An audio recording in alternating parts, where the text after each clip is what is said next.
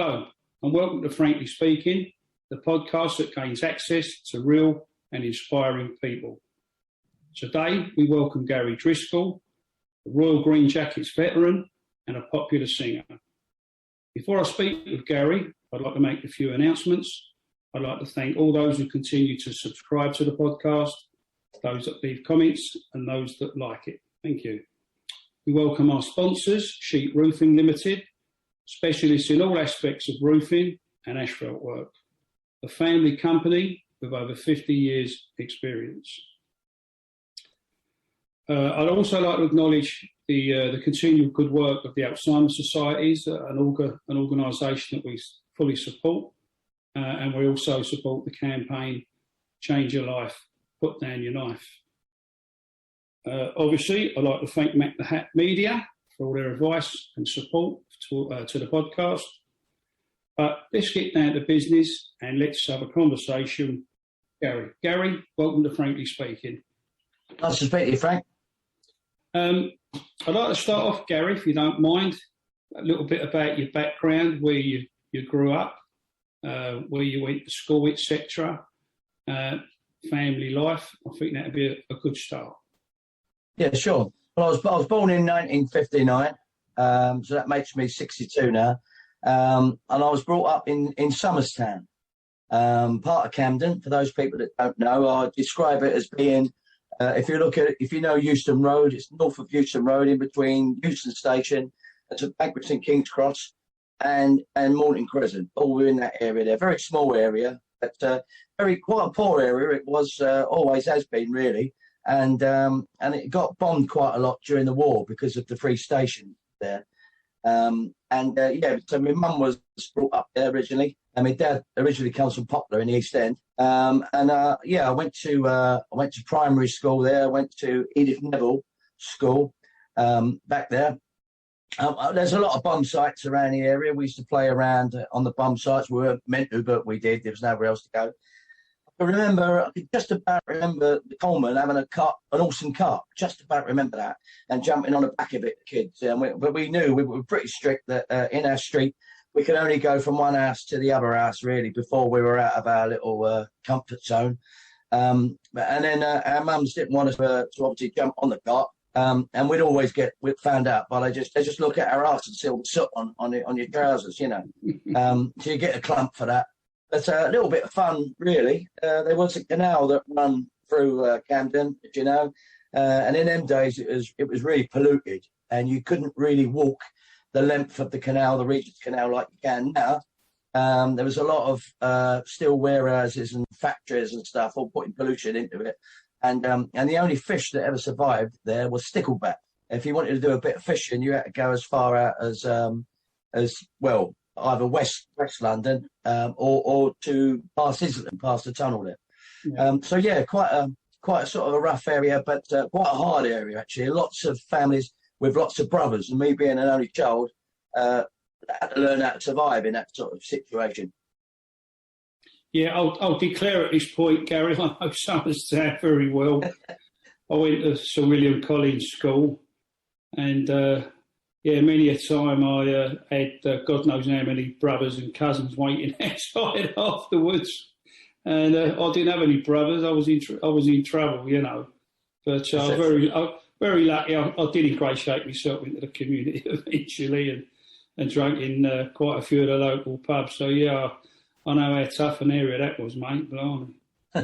Well, after that, we sort of come around about the age of 11. We moved probably about half a mile up the road to Camden Town and Camden Street, into this brand new estate that was built called the Kernock Estate, with the yellow brick buildings from Plender Street, Camden Street, Bayham Street, and Pratt Street, in that sort of zone there. And then, like you said, funny enough, I went to Sir William Collins School as well as a secondary school. Which is only basically opposite the school I was in primary school, like you said, in Somerstown. Again, as you know, then it was a really a hard school because it was all boys. I think it was about 1,100 of us, I think they said, if I remember at the time. And I didn't learn much there, to be honest with you. I come away with a PCG, that what you got in your arm, wasn't it? About all I got, you know. Didn't learn anything really. I was too busy sort of either daydreaming, listening to music, or being part of the escape committee really, and bunking off when I could. Yeah. I only went there till about the middle of the 4th year, and then I didn't go at all in the 5th year. I sort of went out and sort of, messed about a bit really, as you do. And but I learned a lot about. I was very streetwise because of the area and because of being in that sort of environment. So I found out later on that I was kind of a natural leader, I think, because of probably that background. But so the Kernock estate really was, as I said, all flats, and then like you do, you hang about in the flats, playing run-outs and that sort of thing. And then you get to a certain age where you start going into a bit of crime if you're not careful, because you're just hanging about. When you're teenagers, there's nowhere to go. You don't want to be indoors, do you? You want to be out with the mates, and everybody's out there. So you're getting a little bit of mischief. In them days, you remember they had the parking meters, and that was one of the things. Do a few parking meters, get a few bob. And they put that yellow dye in them. When you give them a whack, then you get sprayed with all this yellow dye, and then the old bill would see you, and you couldn't get it off your clothes, so you'd get nicked for that. But and then I think at the time when a few of the lads were sort of starting to get a little bit naughtier, I think, and getting a bit more into other crime, that's when I started to get into music really. And what it was back then is there was 4 of us really into music, and we decided, it's really bizarre really, I know, let's form a group. Now none of us could play a thing, and but there was one of the guys that had already had a guitar, didn't know how to play it, but he really learned how to do it. So I said, well, I'll be the drummer, just like that. So I bought a pair of drumsticks, and all I did was bash about on a few boxes, get a bit of rhythm. But eventually, after about, we were really dedicated. We used to, rehearse about two nights a week, 3 nights a week sometimes, which kept us out of trouble, I must say. It was really good. So I had me sort of, with friends in the flats, and I had me sort of my mates in the band. And then, we actually got a gig, because one of the guys was a couple of years older, a lead guitarist, and he started to go out drinking. He was a bit underage himself, but he went to the Constitution pub, Fireman's Hill, we used to call it, St Pancras Way. Excuse me. And he used to drink in there, and he'd take his guitar up there, play. I think the governor was an Irish fella at the time, like most of the pubs were anyway, around Camden. And he said, so, when are you free? If you'd like to all play in here, then we will, So we didn't get paid for it. We're playing a few people's numbers and that sort of thing. But there we were. That was our first gig in the Constitution. Can you remember the name of the band, Gary? Yeah, the band was called Salamander Grass. Don't know where Salamander Grass. Don't know where the grass bit come from. It was just got it from an encyclopedia. I wasn't the leader of the band, so I didn't have any say in the name of it anyway. I was just a drummer at the back. And then we got a gig in a pub called the Wheat Sheep, which is a different name now, but it's on the corner of Flinders Street and Camden High Street there. Belushi's, I think it's called. Belushi's now. Yeah. That's it. It was called the Wheat Sheep back then in the mid-70s. And we get gigs in there as well, and it was funny enough. It was doing a gig in there. I got fed up because we was playing all this sort of rock and roll stuff, and in the charts at the time was Michael Jackson's Ben, and I thought I could sing it really. I had quite a high voice then, unlike Michael Jackson could still sing in that voice when he was bloody 30 or 40 or 50 or whatever he was. But anyway, so I'd get up, leave the drums, go and sing Ben. And then everybody loved it, and they all said, why don't I be the singer? But the lead guitarist, who was the lead singer as well, he didn't like that, so he never played that song again. But what it did do is it showed me that actually, oh, hang on, I've got a bit of response there, I can sing. So I thought, I'll keep that in the back burner. One day I'll come back into that. Then I think we got that age of about 17, and a mate of mine, Barry, we used to drink in the flats. There was a pub in the flats called the Camden in Camden Street, and it's one of the pubs where everybody knew each other. No one went anywhere else. No one even went to Kentish Town. No one went to any other pub really. We all got stuck in there really. But I think it's because we were still young, and he allowed us to. We were young, so he allowed us to drink in there really, playing pool and that as you do, and darts. And then me and my mate suddenly realised that the only girls we're ever going to meet here is our mate's sisters. So and a lot of the friends, which eventually most of our friends did end up all related because of that. So we thought we needed to escape out of this. So Barry said that, why don't we join the army? And I went, well, I said we could, yeah, maybe we could do. What I forgot to say is my regular job. Sorry, my first job I went for was apart from working for Tesco's shop filling. Be careful how I say that, filling. That's it, and not lifting. And it was a case of that was a part-time job. And then I remember my old man saying, well, what are you going to do then? You've got no qualifications. When you're going to get a regular job. And because he'd been a postman himself in a different garage, whatever, he said in them days you had to know someone to join a GPO, as it was, as you remember, down at Mornington Crescent.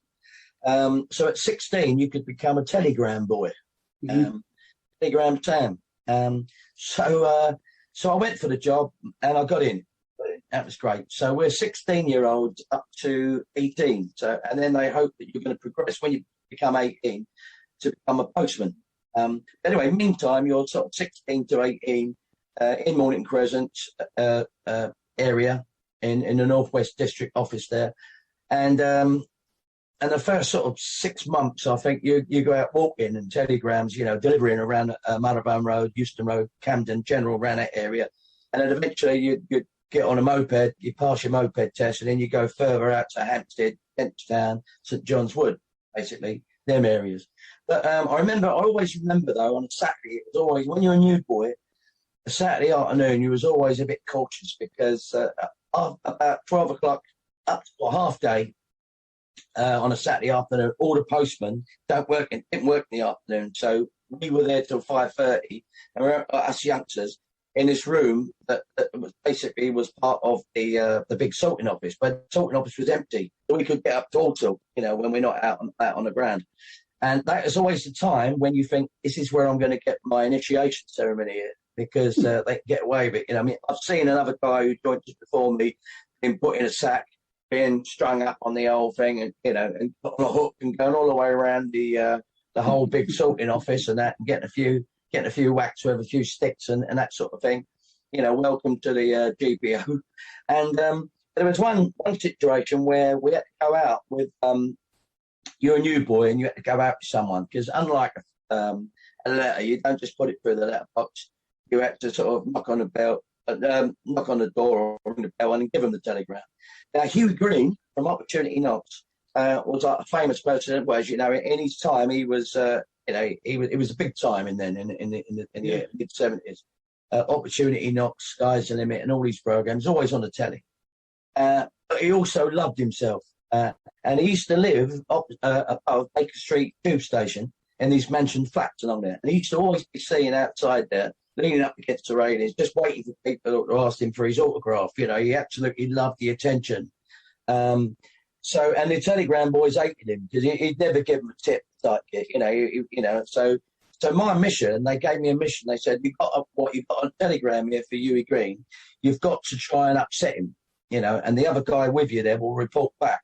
And it's got to be something funny, so I think, I'm going to do it. But anyway, I remember going there and they had them old-fashioned lifts where you got the inner one with the old railings bit, and it juts. Up we went, finds his flat, rings on the bell, and there he is. He opens the bell, opens the door. And so I looked at my telegram like that, and I played the ignorant blunder, and I went, I've got a telegram for a Mr. Huggy Green. He said, Huggy Green, it's H-U-G-I. He said, that's Hughie Green. He said, look, I'm a star. And I went, sorry? And he took the telegram off, shut the door in my face. Of course, the other fella thought it was amazing. So when we went back, I was well in. He told the story, I was well in with the chaps there, and I've upset Hughie Green. Good, you'll be all right, you'll survive. And so we did that. Now, one day, going back to Barry in a pub, he said, he worked for a railway. And we said, we've got to get out of Camden Town somehow. So he said, let's join the army. And I went, do you know what? I've always wanted to join the army. My uncle used to take me to the old Raw tournament, and I was always keen and all that stuff. I remember going home. Now, Northern Ireland Troubles was well into it then, and it was always on the TV. in the 70s, something going on in Ireland every night. You know, a lot of soldiers being killed or bombs going off. And even in London, we got our fair share of bombs. Mm. So anyway, so there we are. And I remember going out to my mum and dad and saying, look, I want to join the army. Me and Barry are going to join the army. And he said to me, he said, why are you doing that? He said, you've got a great career in the post office. He said, you know, you're going to be there for life. You've got it sorted. You get a good pension and all that. What else are you going to do, you know, around here? And I said, I've just said I want to join the army. And he said, well, why don't you do both? I said, what do you mean both? He said, join the territorial army. And I said, I've never heard of it. He said, right. He said, the territorial army, he said, you keep your job. You go there, you might go there on a Wednesday night or a Tuesday night, drill night. And then the odd weekends you have to go away. But then you might go a 2-week camp and you get paid for it as well. And you got the best of both lives. And I thought, oh, bloody hell, that sounds good. I'll have a chat with Barry like the next day. Anyway, so it so happened that he said, yeah, I'm up for that, you know. So my dad took us to the Royal Green Jackets, because he'd been in the Royal Green Jackets, or what it was, the King's Rock Corps in National Service. And his dad, my granddad, had been in the same regiment. So he took me up to the City Road and up Moorgate area. There was a drill hall there. And they had another drill hall in Winlock Street in Oxton. So, anyway, so we goes there, but they were on leave. They weren't on leave. They were in Germany on camp. The whole battalion were on Germany. But they were taking recruits, that sort of thing. So we did our sort of medical and that, and then we were given uniform. We were, you know, our dads told us how to put it on, you know, and looked relatively smart. You know, we weren't given a berry because you have to earn that. We were given the old bush hat or the old camouflage cap sort of thing. And anyway, so we go back. Imagine, so all the guys in the pub take the piss, aren't they? You know, oh, like Barry and Gary are going to save the world for us, you know, and all that sort of thing, and you know, taking all the stick as you do around the pool table and all that. And of course, it came to this time when we had to report on a Friday. You see, so we're all in the kit, and we thought, well, we go to the pub because so there we are in our combats in the pub, thinking we know how to wear it, we've got it about right, we look similar. We're going to get on a 214 bus that's going to take us to Moorgate. And there we are, and all our mates had to piss now, big time. Now, we're going away, and we're coming back Sunday. We're going on manoeuvres, we're telling them. We're going to show you, and we're going to. We can't wait to see you Sunday and hear how you got on. You know, so we get all the flack. Anyway, we get on the bus. We goes up to this drill, rings on the bell, and nothing. You know, so then there was this tannoy thing, you know, the intercom thing, and he said, "What do you want?" He said, we say a lot of firm here. He said, Chilton and Driscoll, he said, reporting for duty. And he went, who? He said, Chilton and Driscoll. He said, never heard of you. You've got the right place. He said, yeah, we're here for the weekend. He said, stay there. So anyway, this bloke comes downstairs. We don't know him from Adam. He's opened the door. He said, who the fuck are you two? We said, Chilton and Driscoll. You know, we're here to report. We've just joined, you know. And he said that, well, the battalion's away on exercise in Germany. We said, yeah, we've been told that, but we've been told to report here. He said, no, he said, it's next boxing week. Next Friday. He said, go on. He said, come back next Friday. And my mate, he had some front. He went, oh, no, hang on, you don't understand. We can't go home because we've told the boys in the pub. You know, and we didn't use the word street cred in them days, but something similar. He said, we're going to take the piss big time here. He said, you're going to have to put us up. He said, well, you know what? He said, you're going to have to put us up. He had some bottle, mate. See, and this bloke was trying not to laugh. He said, stay there a minute. And he went upstairs, son. We come down up 5 minutes. He said, come in. So we went upstairs, which we now know is the caretaker's house. And there was a few blokes there, his girlfriend and a few others, the caretaker. And he said, they turned the telly off. And they said, tell them what you just said. He said, well, you know, you've got to put us up, you know. We don't know one for Adam. Anyway, they thought we had so much bottle and cheek that we got to know him. So we had tea there, we had dinner the next day, we was watching a few films, we had a few beers, and then we left on Sunday, went back to the pub and told the boys a load of bollocks, you know. Now, we've been on Salisbury Plain, we've been whatever, making it all up, you know, just to save the old street cred, you see. Of course, by the time then we did go back the following week, we were well in, because we knew, because the guys that come to meet us, we found out was the training corporal, so he knew us and all the other recruits he didn't know, so that was the sort of cheek of it, you know. Yeah. So did a couple of years with the TA, and they were very professional, I've got to say, for a TA unit. They were the 4th Battalion Royal Green Jackets, so they were very, very professional. had some really good instructors. And in fact, I loved it that much that I decided, this is me. This is me. I'm going to join the regulars. I remember coming off the night shift as a postman. I'd become a postman by then. And I went down to the Strand recruiting office and basically sort of signed on. I already had a regimental number because you keep the number you have once you've enlisted, whether you've been a TA or not. So by the time I joined the regular army, I had a number that was about 18 months old, if you know what I mean. You know, people think that you joined earlier. So that was it. And then I was off to Winchester, which is where the home of the Royal Green Jackets in Hampshire there, to start the basic training. Now, the basic training, if you're an adult, lasts for 20 weeks, you know, and the first 8 weeks, you're not really allowed out the barracks. It's all about, in them days, taking out the civilian cassette out your head and putting a military one in. That's what it's all about, trying to make you think like a soldier, look like a soldier, act like a soldier, discipline and all that. So you get a lot of fucking about, you know, where you get a lot of locker inspections, hit inspections and things like that, you know, and you learn the hard way, basically. For example, like you'd have a bed space with a locker, and everything in that locker had to be A4 size, like a normal sheet of paper, folded, you know, so it all came down like in a line. I suppose people in Borstal would tell you that they probably had that sort of thing back in the days, you know, and it was very, very much had to be regimented.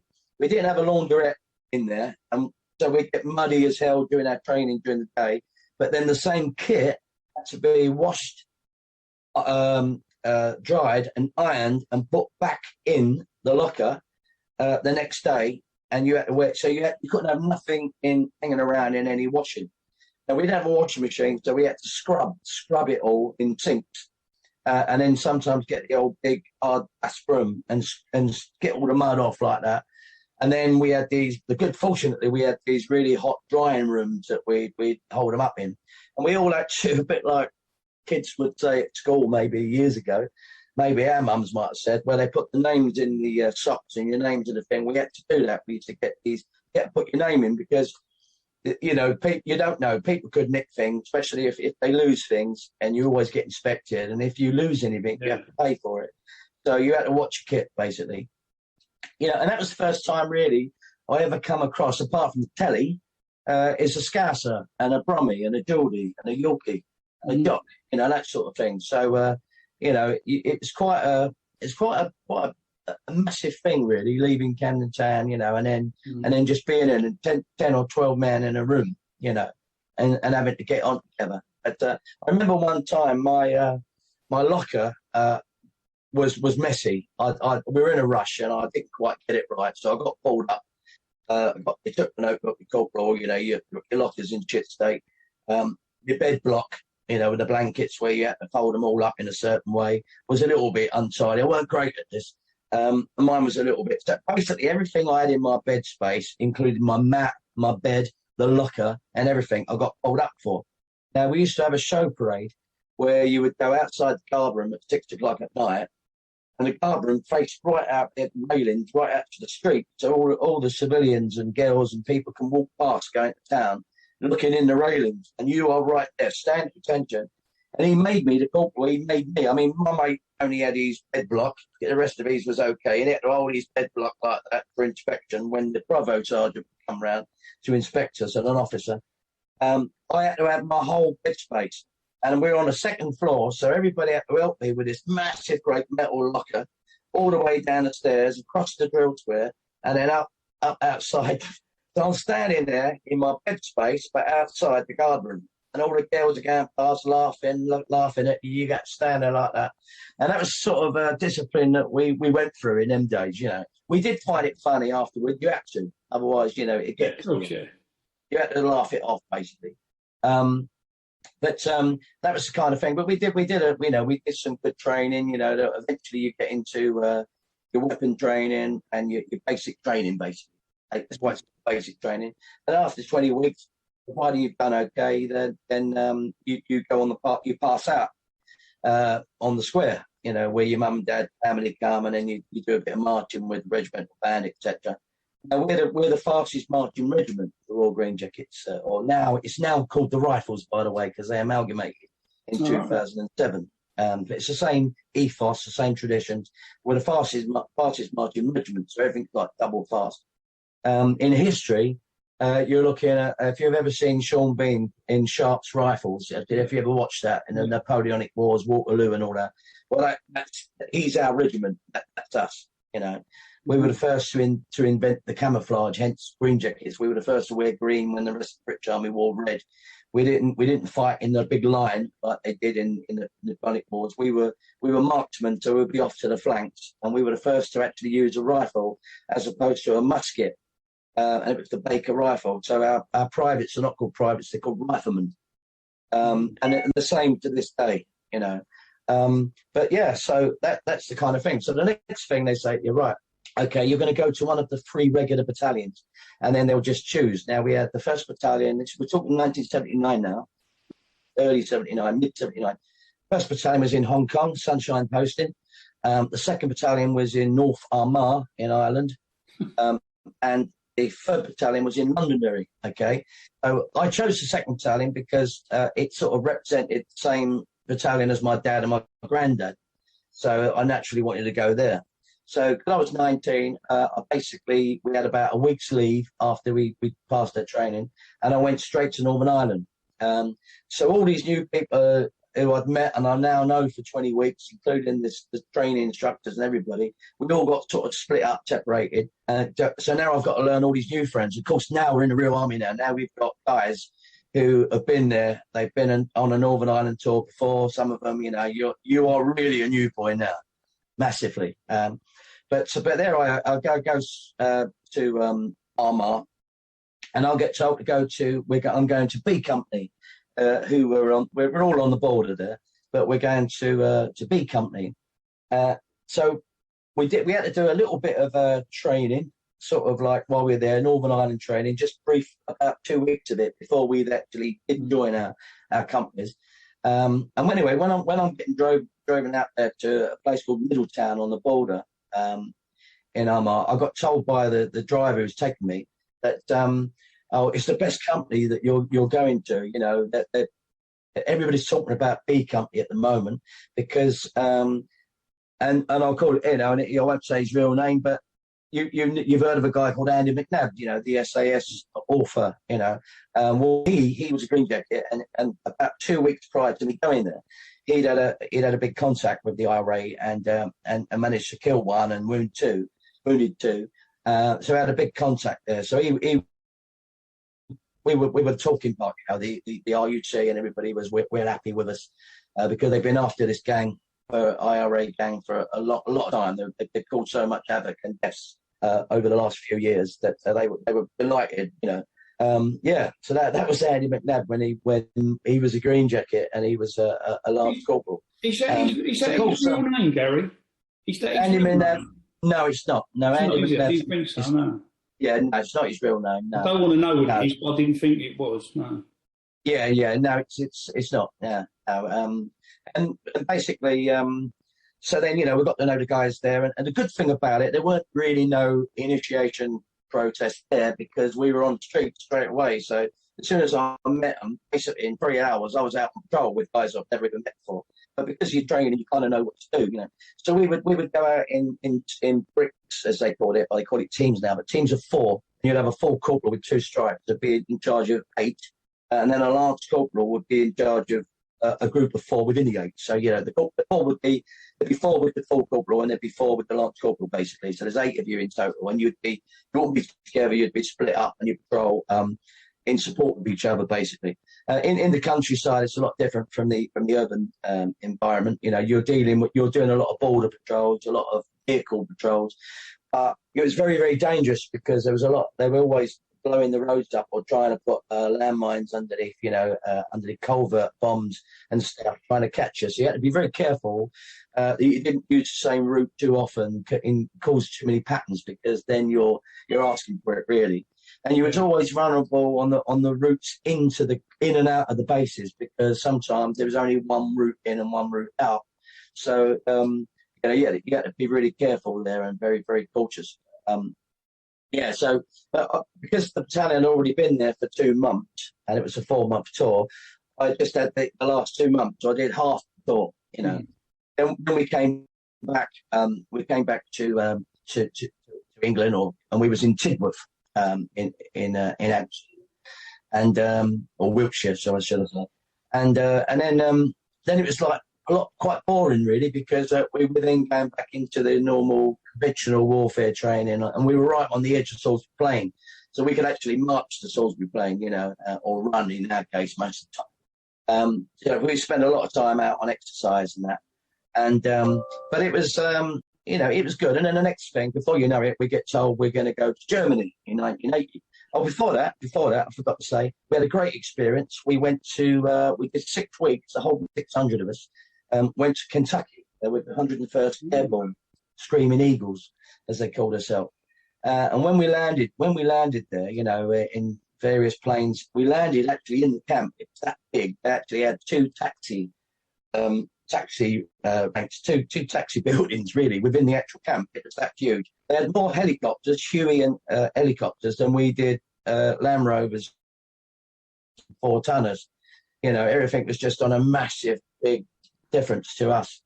But I must say that we were better soldiers than them. It really was, But it was a great experience. 6 weeks working. They're pretty good in films, the Yanks, aren't they? Oh, absolutely, yeah. They never ran out of rounds, No. But yeah, no, it was a great experience, I must say. And then we got the call then we got to Germany, and we got told it could be possibly 6 years.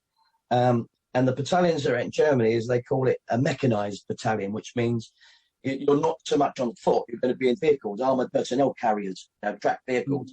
For those people who don't know, it looks a bit like a tank but smaller, but it hasn't got the tank barrel. It's just got men in the back. Yeah. And it was then that we was living in this. I was living in a 10-man room. Now, normally in a regular army, you might have about 2 or 3 of you in one room, the max. But we were living in this like really, really shitty barracks because the battalion was so big, and the best barracks about half a mile up the road only could hold most of the companies, but not 2 companies. So us and C Company was down in a different barracks, and it only had a couple of showers like between fucking loads of you. It was shithole.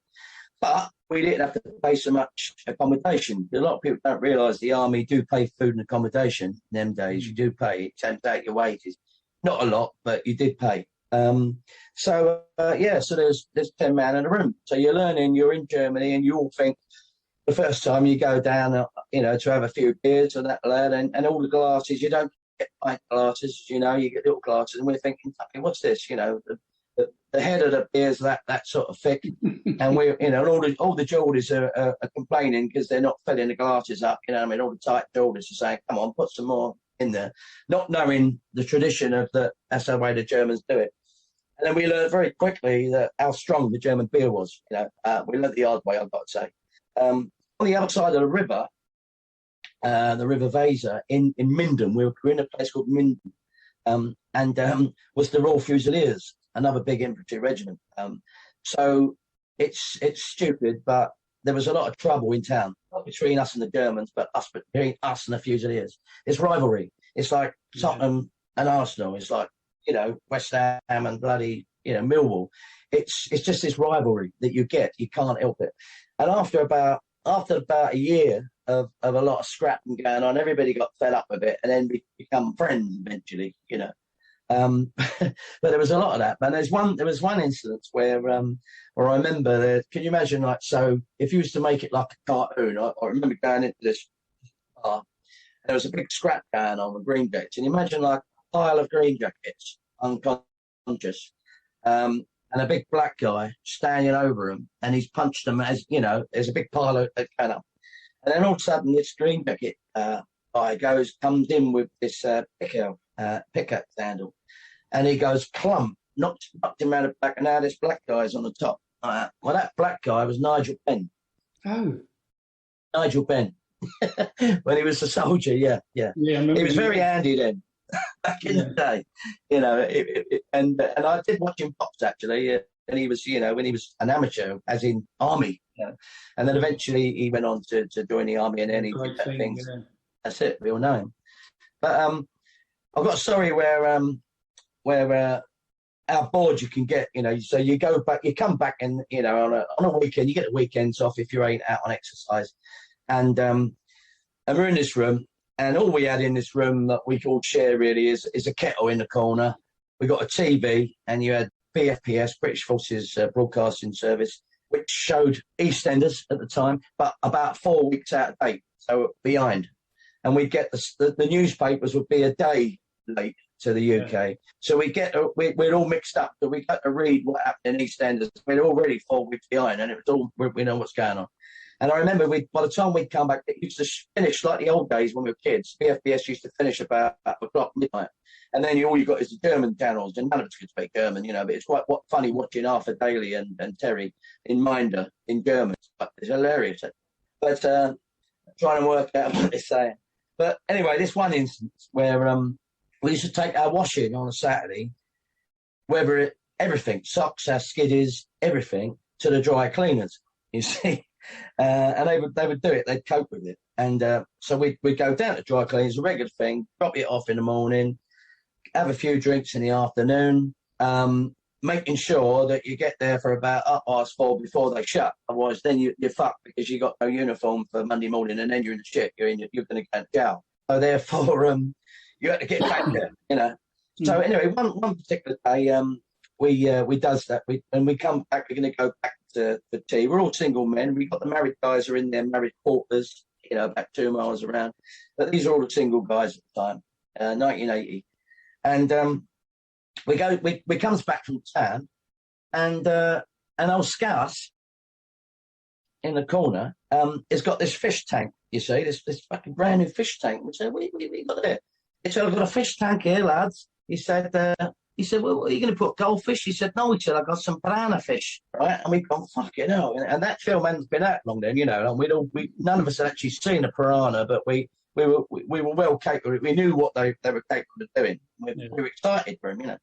And he sees 2 piranha fish in this fish tank. And he says, when are you going to feed them? When are you going to feed them? We're all excited, you know. And he goes, I'm going to go and get some steak from the cookhouse. You know, so we go, well, don't do it till we're here. We've got to see this, you know. So we all went across to the cookhouse. We're all stuck by a scout, so we don't miss it. We all sits down. He has a word with the chef. And the chef says, he said, you cheeky bastard, do you want a fucking lump of steak for a fucking fish? He said, the piranha fish, you've got to see that, they eat meat, you know. And he goes, all right, and I'll give you a lump of steak, but don't do it till I'm there. So we go, oh, fuck, so we got to wait another hour for he finishes duty, you know. Yeah. So by the time we get back to our room, there's about 40 of us in there waiting around this fucking tank, waiting for the chef to come up. So anyway, the chef comes in, and he gets his steak, and he drops it in this tank like that, and it goes like that to the bottom like that. And the 2 piranha fish have gone like that, shitting themselves in the corner, each corner like that, you know, scared of this bit of steak. And we sort of looked at Scouse, and we'd gone, you stupid bastard! Did you really think they were gonna, you know? And poor old Scouse, he's gone, well, I fucking seen it on the telly, like, you know. So there we were all embarrassed. We all really did believe, obviously, that they were going to do that. So we went, oh, you stupid idiot, you know. So we all just forgot about it. And come on, let's go downtown. We should do, you know. So we all got ready, all went downtown, and thought nothing of it for a while, having a few drinks. And then later on, we come back, dark o'clock, and we come in there, and we thought, oh, we just realised Scouse. We ain't seen Scouse all night downtown, and we come back, and we ain't in the room, and neither is the tank, you know. So the normal thing is, shut the kettle on, you know, put the kettle on, put the old telly on, see what's on, see if we can understand it. Might be a bit of music with a bit of luck. And then also, next thing, we had this thump on the door, you know, yeah, come in, thump, he ain't coming in, what's fucking going on? I've opened the door, and it's Scouse, and he's got this tank, he's kicking the door for me to open the door, he's got this tank, and the water's all clear. He's cleaned it all up, you know. So he's put it on the side, and we've gone. He said, "Where's the fish?" He said, "I couldn't find nothing to pull them in, so I put them in the kettle." All right. So we turned round, and now the kettle's just steaming like that. We've gone, these silly bastards. I mean, he's got mess tins he could have put them in, and he's anyway. So we've gone, oh fucking hell! It's been going for about 2 minutes, steaming.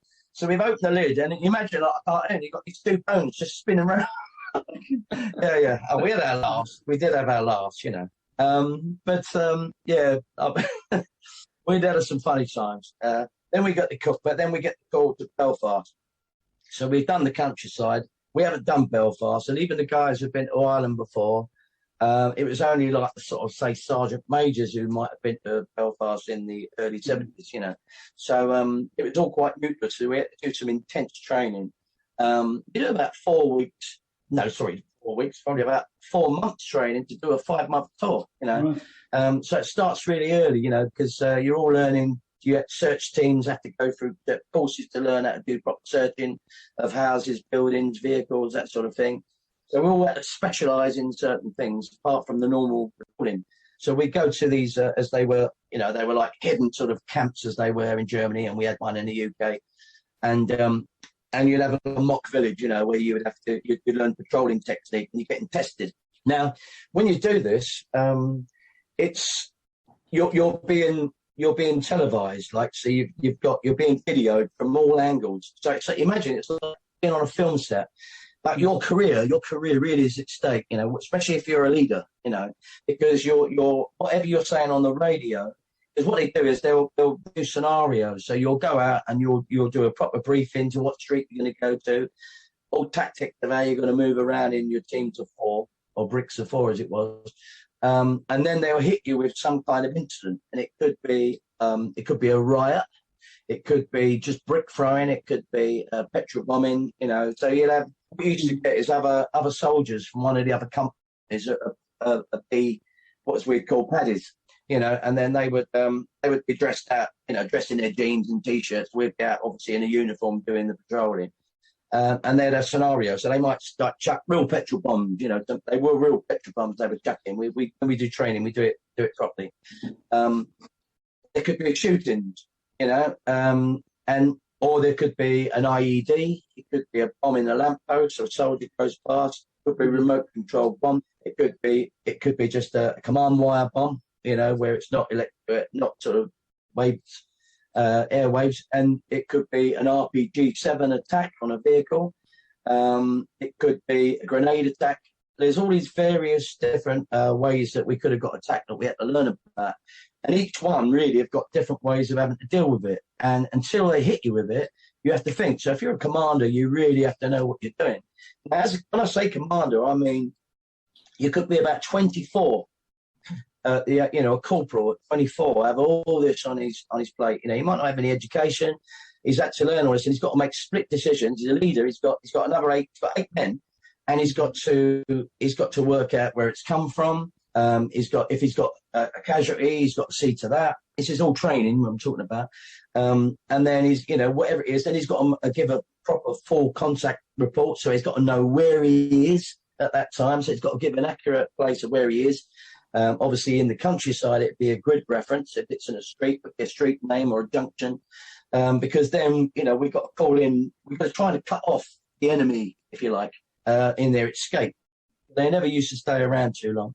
They'd fire and they'd be on their toes. So the training was intense, really was intense. And there's some corporals I know that got found out that they weren't quite up to it. They might have been good in barracks, but when you're doing this, they couldn't hide from it because they're mic'd up, you're being filmed, and then you're being critiqued afterwards, you know, and then you come in all the way down to the last rifleman. So you come back in like a training theatre, they'll show it on a big film, you've got the whole sound and everything, and you've got the corporal making decisions, and at the end of it, you then get critiqued by the staff who run the training team, the Northern Ireland training team, and everybody gets a bollock because you all make mistakes the first time, even down to the rifleman who's taken a kneeling position by a bin, you know, which could have a bomb in it, maybe not acting quick enough to deal with the casualty.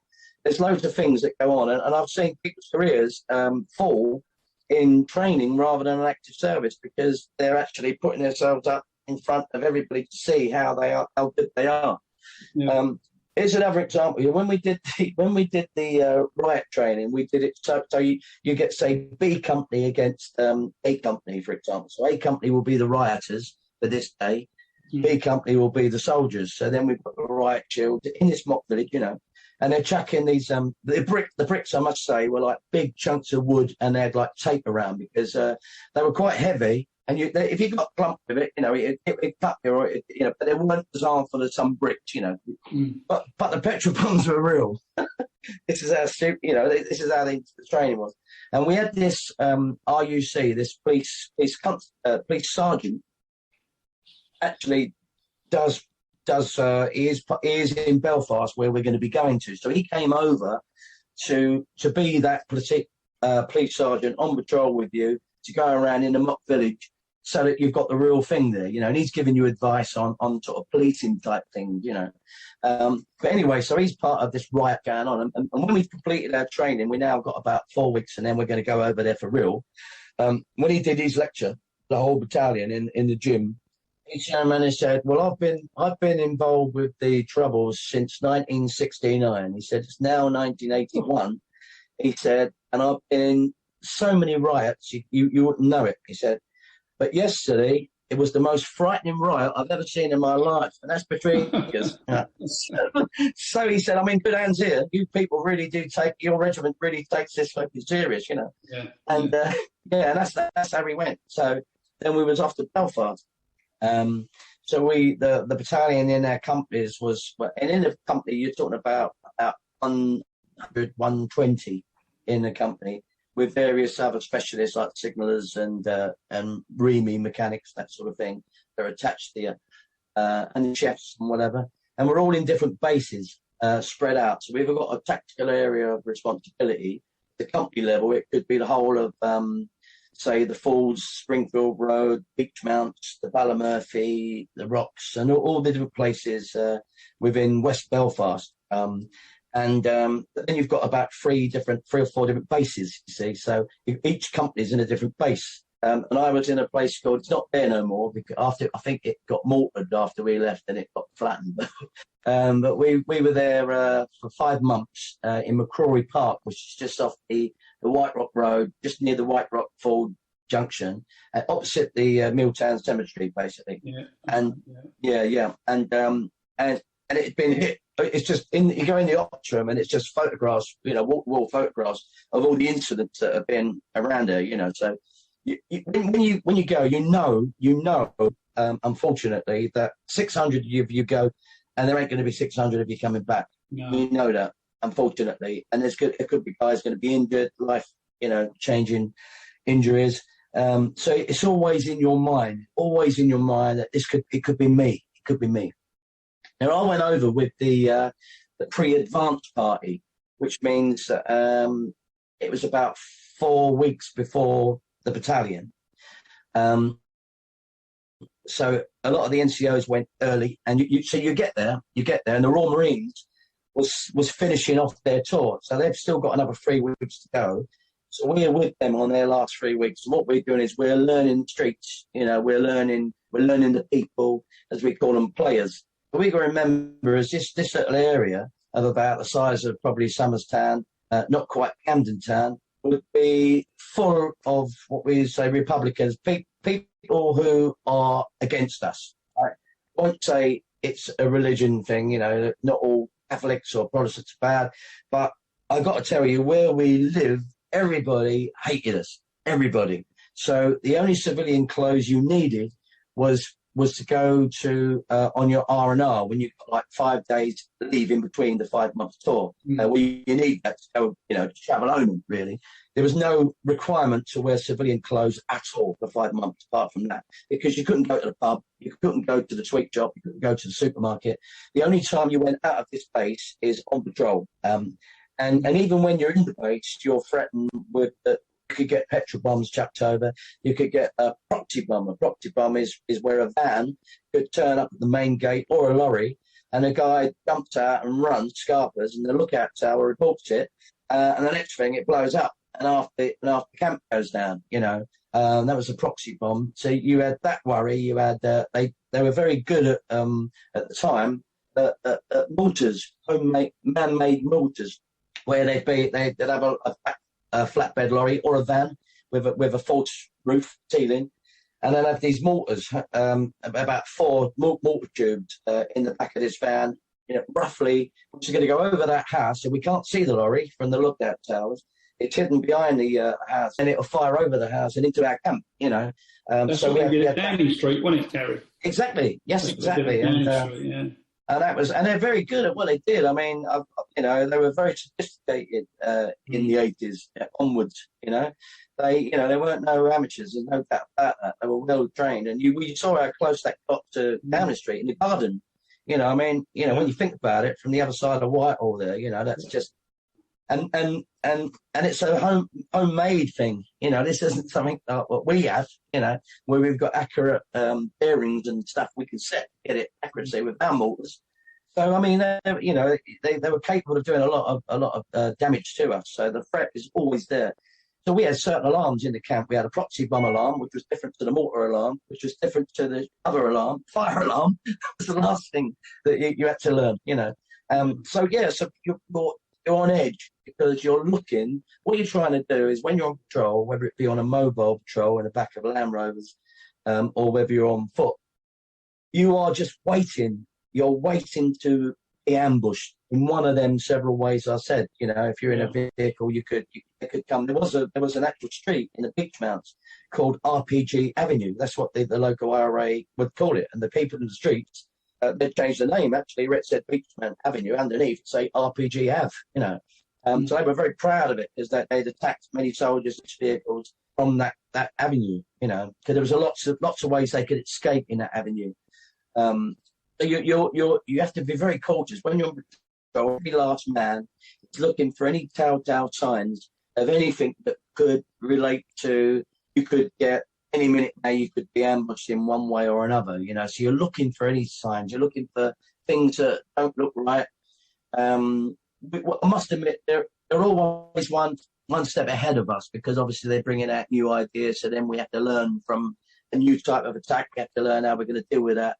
So we had a lot of old-fashioned ways of doing things initially.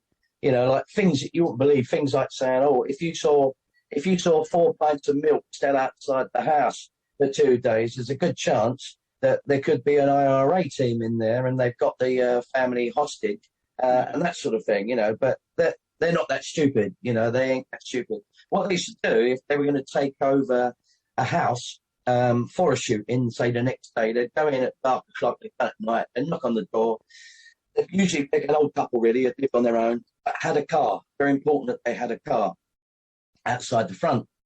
And then they would go in there. They'd probably done the recce anyway by being one of the local window cleaners who's also in the IRA, would have had a perfect alibi.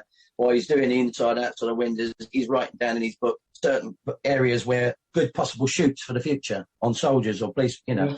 So they're doing their in that way, and it's one step ahead, obviously. And so you try to look for telltale signs. So they'd knock on the door. They'd say to the couple, they'd have a pistol or something. They'd say, "Stand aside." They'd go in their house. They'd say, "We're the IRA. We're going to take over your house for a mission or whatever." And sometimes, because of that area that they're in, they're all pro IRA anyway. No one respected the police. No one respected the soldiers. You couldn't talk to no one. No one would speak to you. So they were totally against you. Everybody, they hated you, which I found very hard actually as a young soldier to take in. I remember there was this old girl. You sort of understood the youngsters. All right, they've got nothing else to do. They're just bricks at you. They're whatever. They join the IRA or whatever later on. They'll start off with stones, then bricks, then petrol bombs, and then they'll go into weapons, and then that's the way they go. You kind of accepted that, but then you see an old woman who looked like your nan, or older than your nan, and she's trying to get over the Sadie Falls Road. And I remember going up to say, "Would you like me to help you, love?" She turned around, spat in my face, and called me a British bastard, and that hurt me more than anything because I really thought that. I'm thinking, fuck me, this is hatred. I didn't think she would hate me. Bloody hell, I've never had this in Camden Town. There was paddies everywhere. We all got on well with each other. This was a real shock. I really didn't understand this hatred, and we learned very quickly that it's not worth it. Just it's you and them. So that's we spent 5 months like that. Going back to the IRA, so they get in the house. They take over they take the people hostage, and most of them are probably going to be willing hostages anyway, so they'll be giving them cakes and tea and whatever. But then they'll set up their shoot and then wait for the right time the next day. if you've got a patrol, that's going by and you have dickers, they had dickers like young kids, youths that would be on the street corners. And this is well before mobile phones, so they would use a normal house phone to ring up and say there's patrols. So we're being reported on every street we are when we're on patrol by youths. So the IRA kind of knew exactly where we was all the time. So therefore, if they're going to carry out an ambush, the last thing they want is to confront us. They don't want to be in a battle with us because we'll win because we're much better than them. So it'll be a quick hit and out. So what they'll do is they'll fire from the back windows. They'll be out front of the house, and it could be a big terrorist block. So therefore, for us to react, we've got to go from either one end of the terrorist to get round to the front. You with me? And they're well done. And of course, what they do is they'll take the person's car who it belongs to. So you're not looking for any stolen vehicles, you see. So they've got the perfect way. Nothing looks unusual.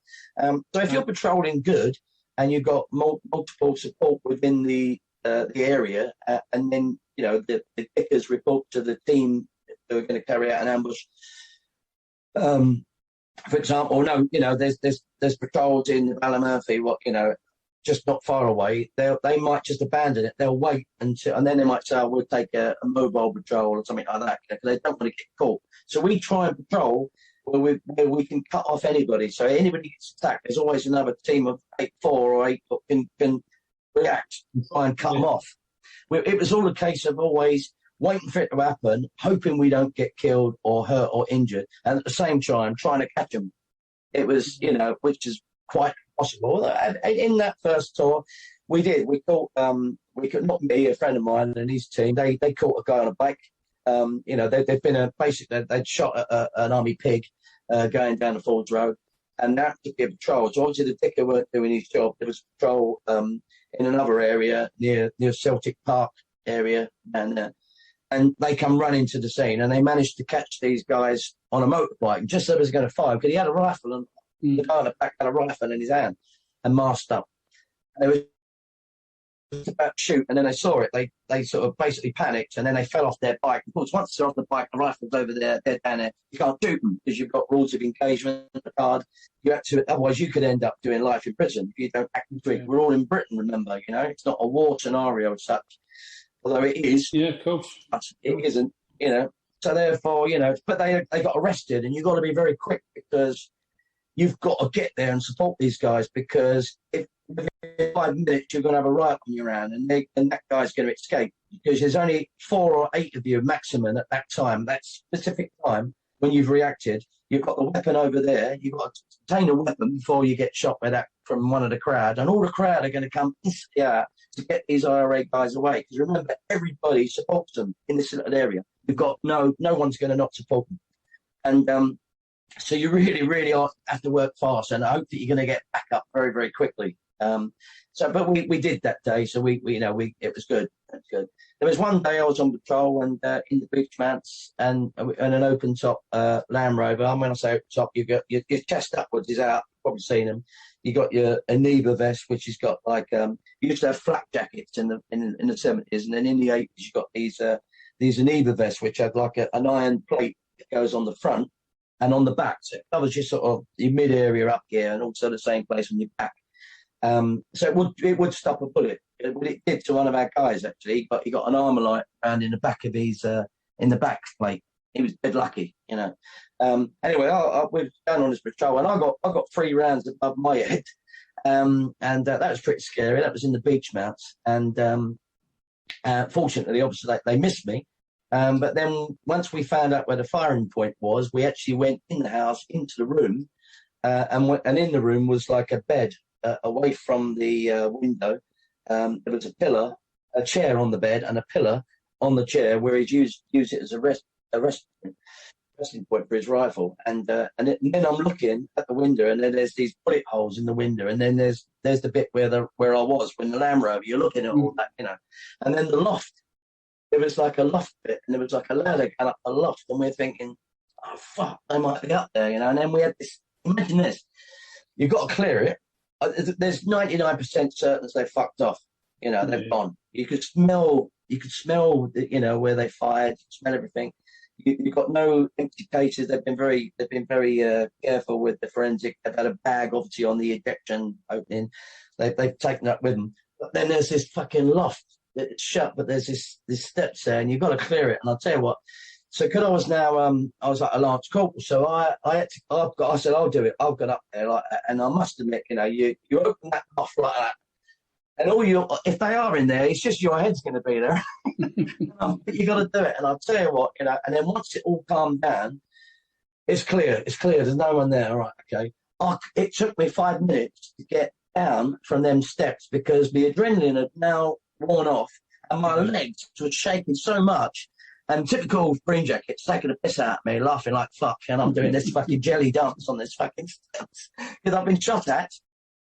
I've now been in a place where I've actually seen where it's happened, and all reality's kicked in, and I've put myself in a position where I could have the head fucking blown off, and all this all of a sudden bang, and you fucking hell, Now, when we got back to the police station, which police station in Springfield Road, they pulled me aside.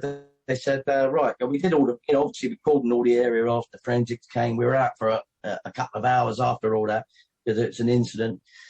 But then when we got to the police station, I got pulled aside, you see, and they said, right, you're Driscoll, yeah, okay. He said, we only need to speak to you. He said, I don't know, oh, okay, why is that? And he said, oh, they aimed at you. You're the one they aimed at, they were aiming at you. I said, yeah, that's right. And they said, well, you got to fill in all these things, attempted murder and all that sort of thing on your life. And I've gone, fucking hell. It was very scary listening to that because you're a soldier and you want to be in a war scenario. You don't want to, when they say attempted life, you realise that you are still actually under UK rules. It is a criminal situation here. It is, it's not a war. And that made me more sort of, that frightened me more than anything. It became very personal. And so I filled in this form, you may have to come back to court in the future, blah, blah, blah. And I've gone, oh, fucking hell, And this sergeant, Copper, he saw me. That was the same one who'd been doing the training with us and back in the UK. He came up to me and he said, I can't help noticing your face change when he said the attempted murder thing on you. And I said, yeah, that's right. It's very personal. He said, well, look, you said you've still got 5 months of the tour to go here. This is only the first few weeks. He said, whatever you do, you've got to go back out there on patrol. Things could happen. Worse things could happen later on. He said, don't take it personal. The IRA didn't say, when's Gary Driscoll coming over here, Camden? We'll get. He was just in green skin, as we call it, and you could have been any one of them. Just like us coppers. Although sometimes they are after us as individuals. He said, so don't take it that personal. I said, all right, thanks for that. And he was right. It did help him saying it. Yeah. So in the end, I did 5 tours in Ireland. I went back to Belfast again, went to Omagh, and went to Fermanagh, So I did 5 tours in the end. And in the end, I was a colour sergeant in the end. Right. Yeah. Right. So when did you leave? Where did you leave the army? I left the army. I know technically, because of other things that you do, you haven't really left as such, have you? Yeah. Well, what it was is that once you become platoon sergeant and you do 2 years of it, whether you like it or not, you have to be posted somewhere, Right. So they sent me recruiting in London. And while I was in London, I got these backing tracks, sent to me, Sinatra backing tracks, because I've always wanted to keep singing in whenever I could. Yeah. And I haven't got a band or a group, so I got these backing tracks, and I had 10 backing tracks on this cassette, as we had in them days. Really good classy Sinatra tracks. And I remember going to this pub in Shooters Hill, but I was posted over South London time in the recruiting office, and I remember it said live music. So I went in there like on a sort of Tuesday lunchtime. There's no one in there. In fact, there was no one in there. I had a bit of time off. I went in there, and I said, I understand you do live music. He said, yeah, that's right. He said, yeah, weekends though, not tonight. I said, no, I know that. I said, only I'm a singer myself, chancing my arm here. And he goes, oh yeah. He said, I've never seen you before. I said, no. I said, I'm down the road in the army. I'm living in the Royal Military Hospital there in the sergeant's mess. But I work at the recruiting office. And he went, oh, okay. And he said, so, have you got any demo tape? I said, no. I said, but I've got some backing tracks. And he went, right. He said, have you got them with you? I said, no, I've got them in the car. And he said, go and get them. Right, so I went and got this cassette with these Sinatra tracks on, come back in, and he went, right, he got his missus to go behind the ramp. He said, come downstairs. He took me down the cellar, and he had this machine, this cassette machine, and he sat down on a beer keg, and he went, go on then. So I sang in front of him. I sang these tracks, these 10 tracks, and he was a Sinatra fan, so he let me go on and on and on. I'm singing them, and he said, lovely. He said, well, we need someone for Sunday afternoon. And I went, oh, brilliant. He said, so if you can do like 2 hours. I said, no. I said, what you've just heard is it. And he went, what? He said, that's it. He said, that lasted about half an hour, 20 minutes. I said, that's all I've got. He said, look, he said, I like your cheek. He said, and I like your voice. He said, my mate's going to love you. He said, but forget it. Just still come on a thing. We got the equipment here. I've got the old proper PA system here. He said, just do it anyway. Do your 20 minutes. So I won't pay you, but I'll pay your beers. And I went, all right, lovely. So that's what I did. And then I thought, and I went down a storm. So I thought, right, I've got to get some more material here. So then I spent the next few months getting more material, and I thought I better get a bit of reggae, a bit of soul, a bit of this, bit of that. And in the end, I built up a repertoire, and I was starting to do a few pubs. I wanted to get into the East End because that's where it was at, for live entertainment at that time. And I'm living over South London at that time. And anyway, so I got a pub. I think it was the Unicorn. I think it was in Oxton. I know it. Yeah. Yeah, and I did a Monday club. You remember they used to have like Monday clubs, like about 4 till about 7 or something on a Monday afternoon, and or Monday evening. So and I remember going over there and doing all right, Then I met my wife Maria, who and then she lived in Pepper Green. Right. So I then sort of thought, so I moved out of barracks and then moved in with her in Bethnal Green. So I was commuting through the tunnel there to work. And I suddenly started to get these other gigs, and I thought, you know what? I was meant to go back to the battalion in a year's time, and I thought, you know what? This is me. This is what I've always wanted to do. I've got my foot in the door, and I can, have a go. So then, so I'm living in Pepper Green. I started to do the local pubs, and then I was going down well, And then one occasion, I got a phone call, and I got made an offer I can't refuse. And a little guy, Solly, and he said to me, Gal, he said, what are you doing? It was something like Thursday afternoon. I said, nothing. Well, he said, I want you to sing. I want you to sing in a pub. I said, Thursday afternoon, that's unusual. He said, yeah. He said, it's for a funeral. I said, oh, bloody hell. I said, I've never done a funeral. I said, he said, well, it's the wake, I said, well, yeah, I'll get that. I said, anybody I know? He said, yeah, you know they are, but they won't know you. He said, Reggie Gray. And I went, oh, fuck it, no. So I've gone, and of course it suddenly dawned on me because like about 4 years before Ronnie Gray, they had died, and they had all the what do they call it? Everybody was out in the streets and that sort of thing. And this is going to happen. Yeah, and the same thing happened for Reggie's thing. So he said, bring your equipment in the night before, and it was in a pub called the Order Plenty in Grove Road, so more Stepney End down at Globe Road. And so he said, bring your stuff in there the night before because you won't get anywhere near the pub. And he was absolutely right, So, and I'd explain it to be like, if you was to, it's packed. It was packed, and there was just as many people outside there was inside the pub. Can you imagine, like, if you was in W.H. Smith and you're looking at the true crime section and all these faces looking at you on the books, every one of them, whether they come from Manchester, Liverpool, Glasgow, anywhere, they're all in this pub that day, and you're thinking, fucking hell, and I was a bit of pressure. So anyway, so I've got the, and I'll tell you this, I've done about 3 or 4 songs, and I think that was Saint Blind Better Notice, because it's a reunion, it's a gangsters reunion. There was a King of the Gypsies just sat in front of me with all these gypsy people. There's people everywhere. And I thought I'd change the music. And it was on a tiny stage. I had to turn around to get to me. In them days, we progressed now from cassettes to CDs now, I might add. Anyway, so I've got to change it round. I got a tap on the back. I've turned round and I saw who I knew it to be as Tony Lambriano, one of the Crays, And he said, here, son, he said, have you got New York, New York? I said, well, I have. I said, but I've done it about 2 songs ago and it'd be a little bit unprofessional to sing it again so soon. He went to me, you're going to fucking do it or what? I said, what key would you like it in this time? So I had to do it again. I had to do it again. And everybody's looking, so he's just done that, and I'm pointing at him. You know? Yeah. And so that was a bit of a thing. And then ever since that day, a lot of people took my card, and I sort of kind of got known in that sort of circle for like being hired, you know. So I've done a few book signings in the Blind Beggar. A lot of them have been in the Blind Beggar. I did Steve Rafe's one, Geordie Connection. I've done some for Dave Courtney. I did one for who was the other guy? Linda Calvi, the Black Widow. I've still been sort of going around. I sing while she signs. That's how she likes it. It's great, you know. I've got a book signing, or I've got a book launch here. He said, you know, could you come along do a gig for me? And you know, so I'm sort of singing it, saying to everybody, and she's signing her book. It worked really well, you know. And I remember one occasion where I was over South London, over what was the pub called? It was right Millwall pub, the Alscott Arms, and I think they do a lot of football violence films. It's been used in some of them football violence films. The Alscott Arms, it's just Bermondsey way.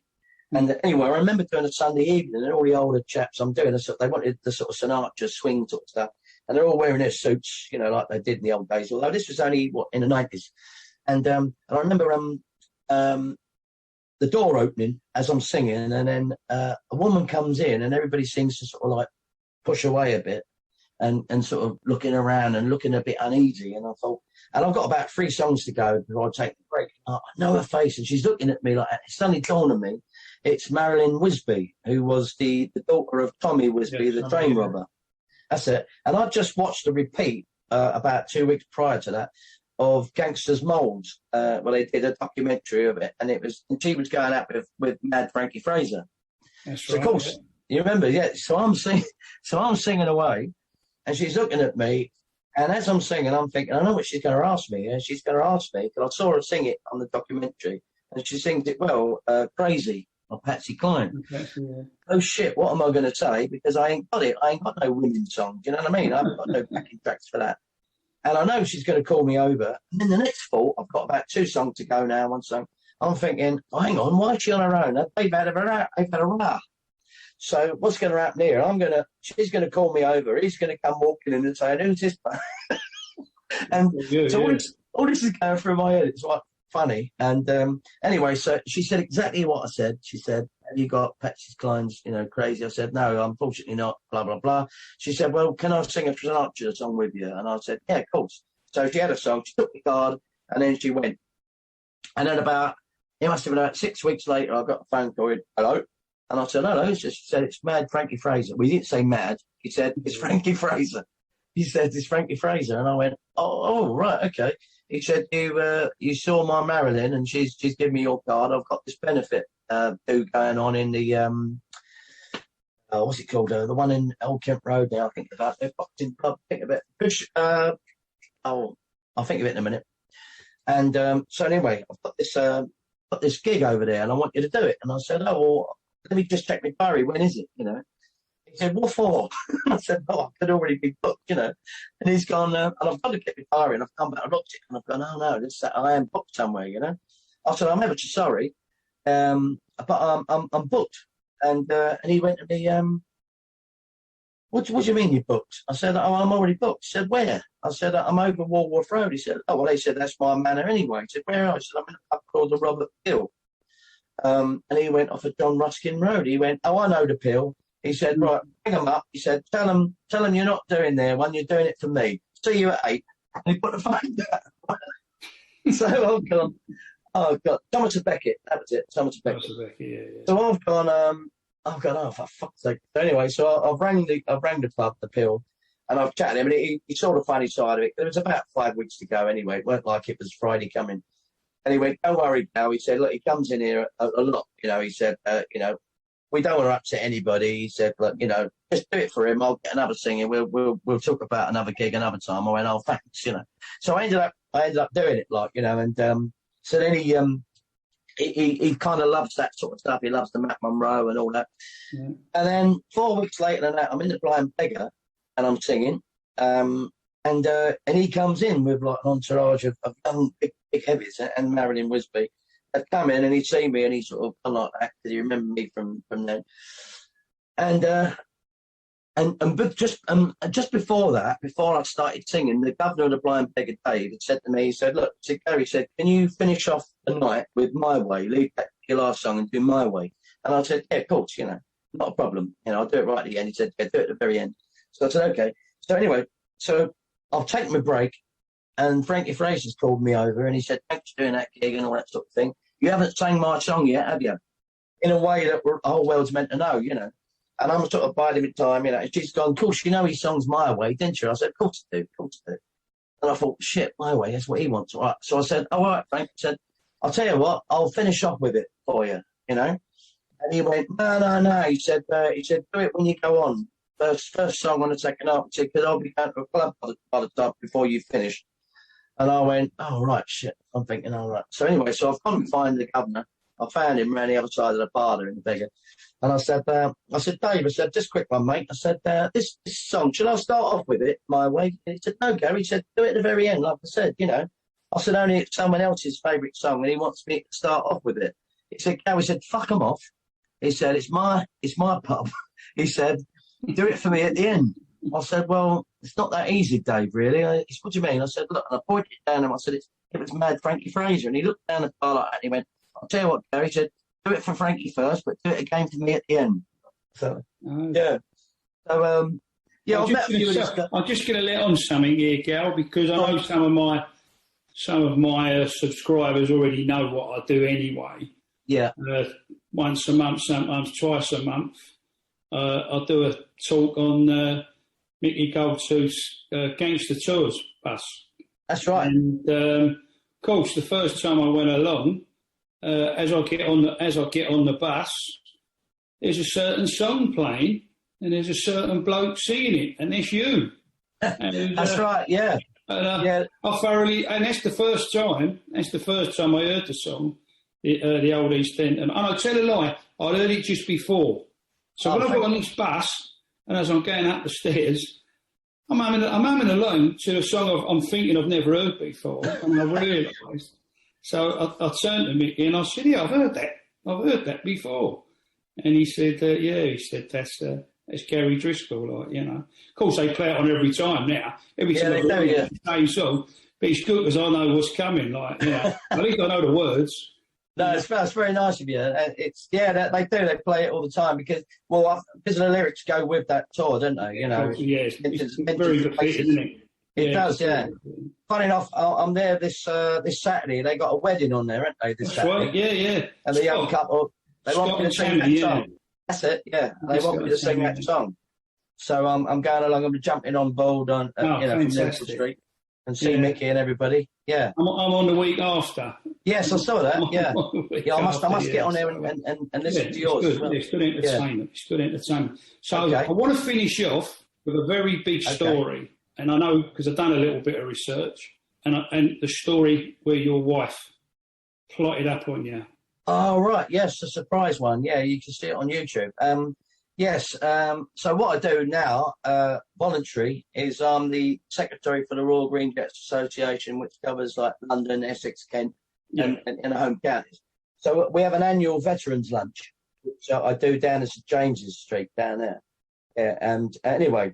So it was a normal thing. It's just the fellas, Off I goes there to do it. We're in our regimental blazers, etc. We have a little mini reunion. We have a lunch, and when I got there, the colonel, our president, said to me, he said, "I've noticed on the seating plan, because I do everything. I organise everything."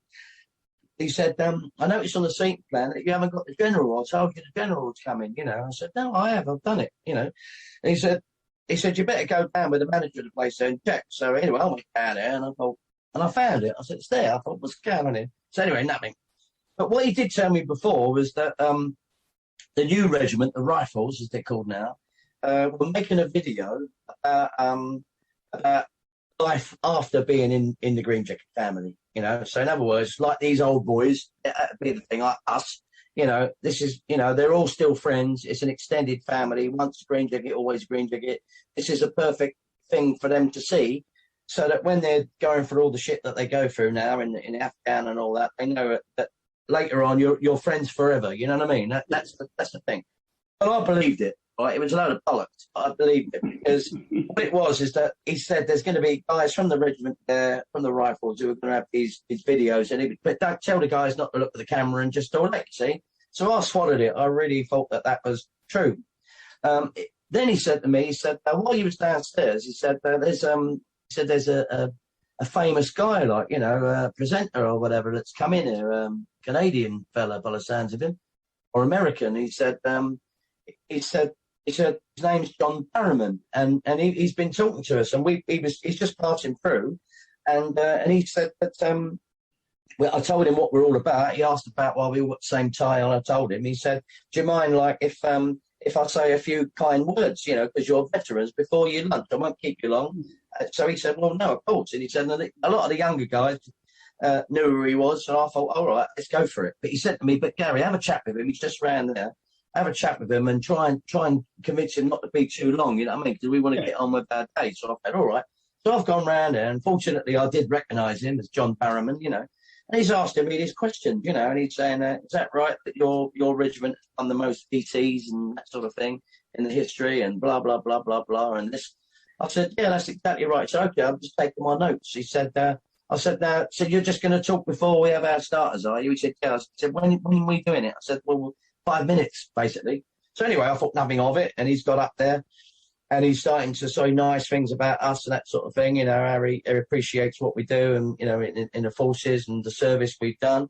He said, "But before I go," he said, I know there's another, something like this in this line. He says, "There's another entertainer amongst you here." He said, who sang at Wimbledon, live at Wimbledon and all that, at the tennis tournament, which is another story. He said, and does a lot of clubs. And I'm looking around thinking, "Hey, this sounds like me." And then the next thing, he said, he said, "Come on, Gary." He said, "You must know I'm talking about you now. Come up and join me."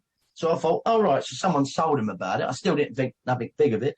But so I come up the front, and he said, "Now I also know that it's one of your big thing you always wanted to do is to sing with a big band. You know, you haven't had that chance to sing with a really proper big swing band." And I said, "Yeah." I said, "Hey, yeah, that's right." He said, "Well, I'm going to make your dream come true on my show. Tonight's the night." And all of a sudden the doors open, these proper cameras come out, because now I found out that these guys from the regiment weren't from the regiment, but they were BBC all along. And then out comes my wife and my son, you know, and I'm thinking, what the fuck are they doing here? You know, what's going on here? And he said, "I'm going to make your dream come true." So, of course, so Maria had written in, because they're always looking for stories. And that was brilliant, you know. So then 2 weeks later, I had to go to Scotland. They filmed it in Edinburgh, each show. Glasgow. And I had to go there, meet the band. We did 2 takes and that sort of thing with the audience. And then a week later, it was televised. You know, yeah. And I'm singing, you know, singing along with a big BBC band. It was great, and it's great. The good thing about it is, well, it's on YouTube. So you can see the whole story. I've watched it so many times, to be honest, and I've told a few other people to watch it. And I've got to say, mate, you look fantastic, and the bloke from the band said, didn't it? It's a difficult song to sing. Yeah, And for want of a better way, you smashed it. You absolutely smashed it. Yeah. Oh, thank you, Frank. Yeah. And I'll let other people know another little secret of ours, Gary. I actually booked Gary to do a surprise party for a very good friend of ours, and to do a gig for us. But unfortunately, the surprise party was more of a surprise to us, because the chap, unfortunately, it was for was unwell, and he was waiting on an operation, and he has to have a recovery period. But as far as I'm concerned, I'll be catching Gary in the new year, because there's something else that's very important to myself and my wife next year, and we'd certainly love Gary on to come along and entertain us. So, Gary, if I can just end it there for the time being, and say that thanks for coming on. And it's been a pleasure. We always say that we want real and inspiring people, and you've sort of been that, mate. You've certainly been that. So if you could just hang about for a couple of minutes, and then I'll just finish off with my normal. Thanks for inviting me, Frank. I've really enjoyed it. Fantastic, mate. It's fantastic. I've been out with you for quite a while, and there's obviously things you've got your commitments, and I've got some of mine. And but I'm glad we got there in the long run, mate. I'm really glad we got there in the long run. So I just want to thank all the viewers again, the subscribers, etc. I just want to thank Sheep Roofing Limited, of course, Mac the Hat Media for his input, and I sincerely hope a lot of you get the opportunity to see Gary in action, because he's well worth it. So in the meantime, and you, Frank, you take care, carry on your sing, and the great work you do with the veterans. That's to be applauded. Thank you very much. Well. So we always look forward to catching up. Thank you, mate. Cheers, pal. See you, Frank. Thank you.